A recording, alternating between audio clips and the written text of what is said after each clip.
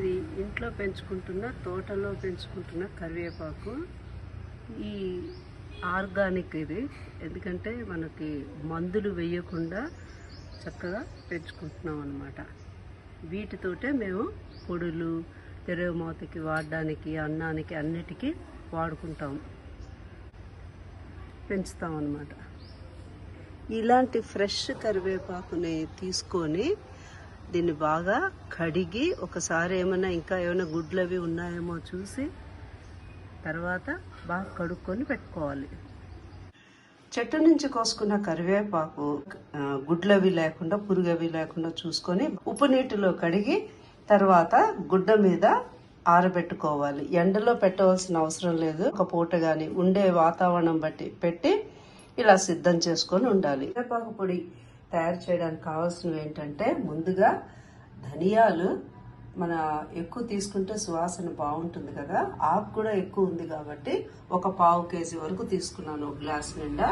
ఒక చిన్న గ్లాస్ అంటే ఒక గరిటె కన్నా కొంచెం ఎక్కువ శనగపప్పు, 2 వెల్లుల్లి గెడ్డలు, అది మీరు ఇష్టపోతే వేసుకోవచ్చు, లేదంటే మానేసేయవచ్చు. జీలకర్ర 1 స్పూను, మినప్పప్పు 1.5 స్పూను, ఉప్పు తగినంత, సైంధవ లవణం, ఎండుమిరపకాయలు గుప్పెడు కన్నా ఎక్కువ, ఎందుకంటే ఇవి కారం ఎక్కువ లేవు. కారం మాత్రం మీ ఆప్షన్ అన్నమాట. ఇవన్నీ సిద్ధం చేసి పెట్టుకొని స్టవ్ వెలిగిస్తూ మూకుడు రెడీ చేసుకోవాలి. శనగపప్పు వేయిద్దాం, ఎందుకంటే ఇది వేగడం కొంచెం లేట్ కాబట్టి. ఇలాగా దోరగా వేయించుకోవాలి. ఇది సగం వేగిన తర్వాత ఇందులో మినప్పప్పు కూడా వేసేయాలి. విడిగా వేయించుకోవచ్చు, లేదంటే ఇలాగా వేయించాలి. ఎర్రగా బాగా వేగింది కదా, మాడకుండానే దీన్ని తీసి పక్క దాంట్లో వేసుకోవాలి. తర్వాత ఏం చేయాలంటే ధనియాలు వేసుకోవాలి. కొంచెం సిమ్లో పెట్టుకున్నాం, మాడిపోతుంది కదా. ఇవన్నీ కూడా తొందరగా మాడిపోయే వస్తువులు కాబట్టి జాగ్రత్తగా వేయించుకోవాలి దగ్గరుండి. ఈ ధనియాల పొడి అది వేస్తున్నప్పుడు శనగపప్పులు అయినా కూడా పర్లేదు, కొంచెం ఆయిల్ వేసుకోవాలి. ఎందుకంటే ఆయిల్ వేస్తే కొంచెం మెత్తగా దగ్గరకు వస్తుంది పొడి. లేదు అంటే పొడిగా డ్రైగా అయిపోతుంది అన్నమాట. ఎక్కువ రోజులు ఉండాలంటే ఆయిల్ అసలు వాడద్దు.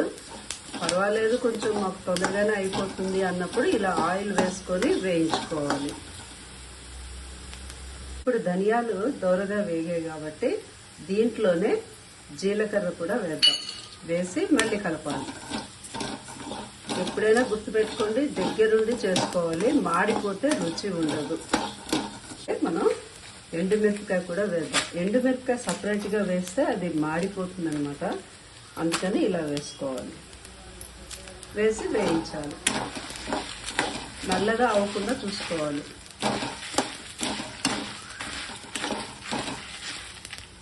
ఇవి కూడా బాగా వేగినప్పుడు ఇందాక మనం తీసి పెట్టుకున్న శనగపప్పు ఇవన్నీ కూడా ఇందులో వేసేద్దాము. వేసి స్టవ్ ఆపేసి ఉంచుదాం అన్నమాట. దీని మీద కరివేపాకు కూడా వేసేద్దాం. ఇప్పుడు ఇది ఒకసారి బాగా కలిపి కరివేపాకు కూడా వేసేసి కొంతసేపు ఇదే మూకుల్లో పెడదాము. స్టవ్ ఆపేద్దాం. కరివేపాకు కూడా మొత్తము ఇలా వేసేసుకుందాం. వేసి బాగా కలుపుదాం. కింద పడకుండా చూసుకోవాలి.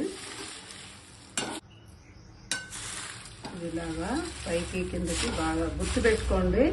ఈ మూకుడు వేడిలోనే ఈ కరివేపాకు, ఎండిపోయిన కరివేపాకు కదా, అది బాగా ఇంకొంచెం వేగుతుందన్నమాట. కరివేపాకుని సపరేట్గా మనం వేయిస్తే మాత్రం నల్లగా అయిపోతుంది. అలాగే ఎండుమిరపకాయ కూడా ఈ వేడికి ఇవన్నీ వేయించాం కదా, ధనియాలు అవన్నీ, ఆ వేడిలోనే మిరపకాయ కరివేపాకు వేసి ఉంచాలి.